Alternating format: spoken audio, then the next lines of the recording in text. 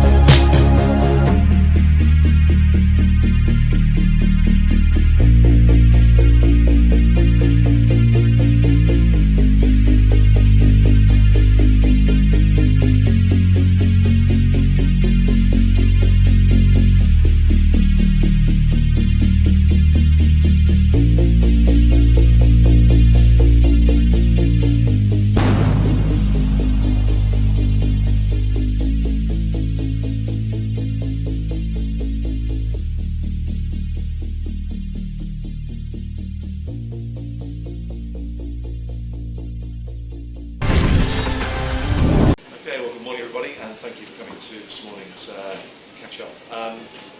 Late last night, the race committee of the 74th Rolex Sydney Hobart Race lodged a protest against Oats XI after receiving information from the owner of Blackjack. The race committee undertook its own internal review of the information provided from other sources and decided there was a case to answer, and so it referred the matter to the international jury, which is a 5-person jury, to consider today at 1300 at the Royal Yacht Club of Tasmania headquarters. The issue surrounds the use of an AIS, which is an automated identification system, which is a transponder fitted to all of the yachts in this year's race. It's a navigation and safety instrument. It's not a racing tool as such, and it's a requirement in the racing rules that the transponder is on and capable of receiving and transmitting signals. AIS was introduced this year as a mandatory requirement to improve the safety of the race. It's something that we strive to do year in, year out, and the requirement to have it on was communicated in the various race briefings. I'm happy to take questions as I can, but obviously the race committee has not shared with us its reasons for this. The race committee is retained by the organising authority as an independent body to deal with situations like this, to both be and be seen to be objective when situations like this arise. What could be the penalty if? What could be the penalty if the international jury upholds this protest? It's hard to tell. There's a whole range of penalties, assuming it is upheld. It could be no penalty, or it could be through to something in terms of time or otherwise. But there's no obligation for any penalty at all. Can you confirm that it could also be, at the worst case, disqualification? There's a whole range of penalties available, so I wouldn't care to speculate on what the penalty might be, or indeed whether or not there's any guilt in this. How would not having this transponder on give an advantage to one vote over another? It's difficult to say. It's not a racing instrument, it's a safety instrument. All boats also carry the yellow brick tracker, which is live on the website, and that's accessible by all yachts. I believe Peter Harvey of Blackjack conferred there was an advantage on that, but that's his position.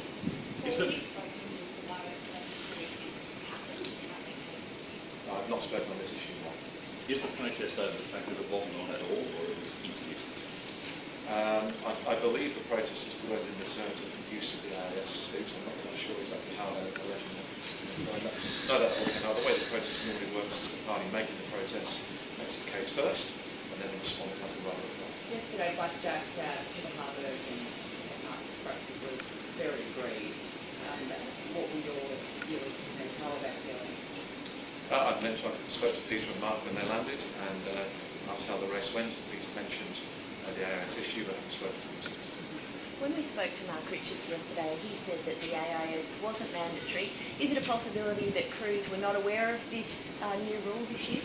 Well, the racing, the sailing instructions are there, they're printed, and this particular item was in there, a particular sailing instruction. So there's always a possibility of people unaware, but it was there in black and white. But then is there the case that there are other boats that maybe didn't have theirs on where you don't have to do it frequently? I'm not aware of any other boats at this time. Is there a possibility that signal issues could have interrupted how this works? I don't pretend to have the technical knowledge to know how the AIS works. How it exists. So who brings in that rule? Who brought in that rule? Every year the race committee and the organising authority look at the rules and work out how we can make the race better and safer. So that was one of the changes that came through. And are they the ones that have to communicate that, or is it the race management? The sailing instructions are issued shortly before the race, so they're issued by the organising authority through the race committee, and they're communicated to the various briefings that we are. Just to confirm, so this actually tracks where a yacht is, the location of the It does, yeah. There are other ways, though, to do that, aren't there? Other incidents, but it's just one of a number of measures that are available for safety and also the way the boat's used for racing. Does it also track the speed of the boat? I guess it can. It sends an intermittent signal, quite a regular signal, via GPS, via the VHF, and it can be plotted by other boats. So the issue could do, but equally so could the land-based organisations. It's purely a safety thing. So could it disadvantage another crew if it's not on? It's hard to tell. So from your perspective, does this sort of put down these associations? Certainly, as an organising authority, first we look forward to a safe race, but also we have to have a fair race. And so the reason we have the race committee and the international jury in place to deal with this objectively and fairly, and that's the process that's taking place. How long are you expecting deliberations to take? You've said a 1,300 jury. No idea. So I've no idea the detail behind how the race committee come to this, which is could be a quick hearing, could take long. And both parties expected to be there? So the race committee will be, because they're lodging the protest, and while those are aware of the protest, it's our work expected to do. Have you ever heard of the race committee taking action like this before instead of action? It's certainly an option as well. The race committee will have this option, and it's there for this particular reason. Is it often used though? incidents, because generally they're sailing incidents, such as we saw last year. So it's not the norm, but it's certainly not exceptional.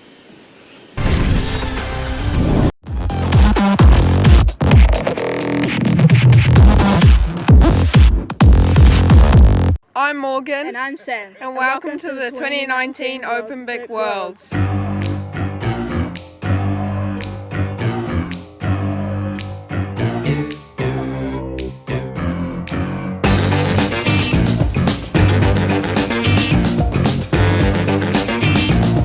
What I love the most about BIC is everyone is happy and no dramas and no complaints.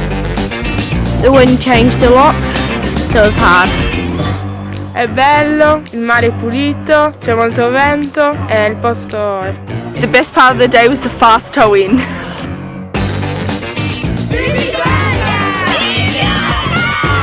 Where's the best place in the world to sail? Manly Sailing Club!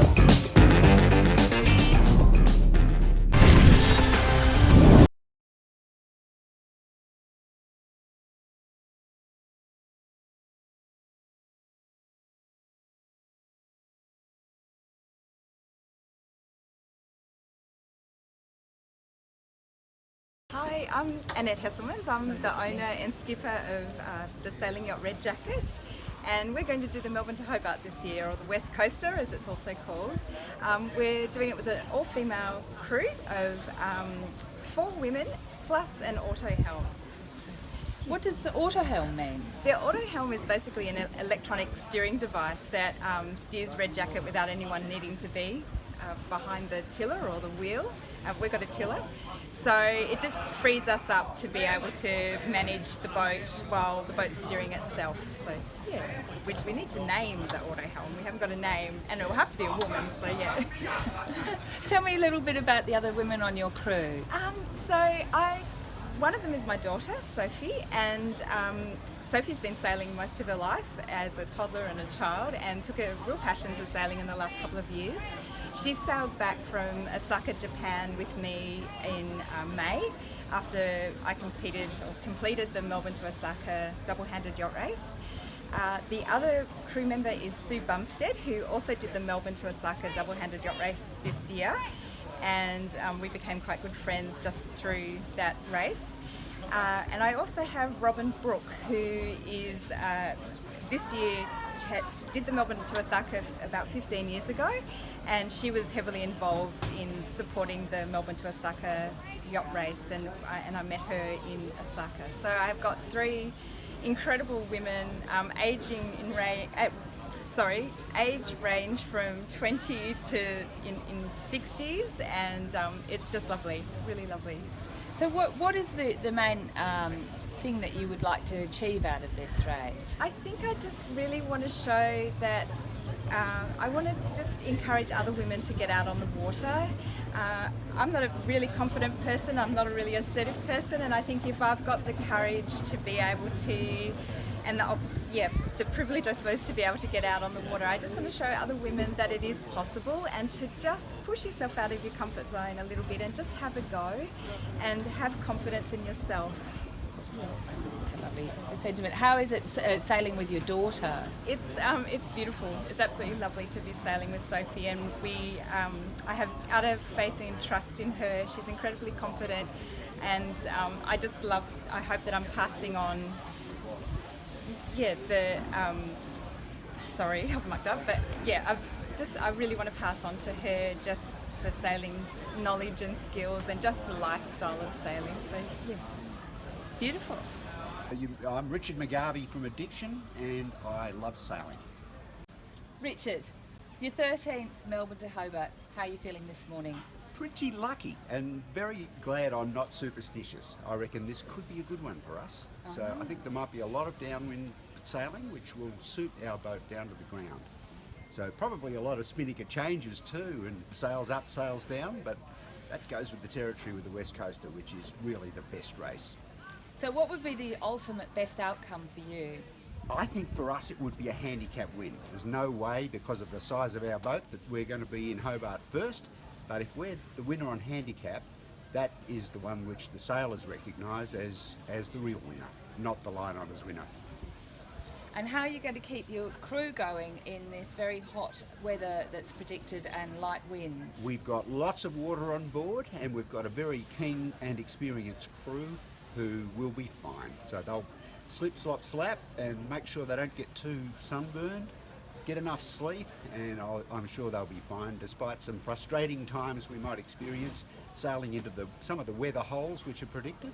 But if we can get out of them and get out of them quickly, we could do well. How many crew do you have on your boat? We've got 10, and that's the size of the life raft capacity, so I think it'd be unfair to take any more than that, in case they reinvent the captain goes down with the ship rule. And what size is your boat, Richard? It's a 37-footer, so it's 11.6 metres, an old but a goodie. So built in 1994, and we've had her since 2001. Of all days to buy a boat, we bought it on September the 11th, 2001. So yeah, we'll never forget that. But we had some very good luck out of her on a terrible day for the world. Thank you so much. You're welcome. Thanks, Jennifer. Yeah, no matter what sort of boat you have, whether it's a large power boat, a small yacht, a regular production vessel, give us a call at Pantaenius and we'll do our best to satisfy your needs.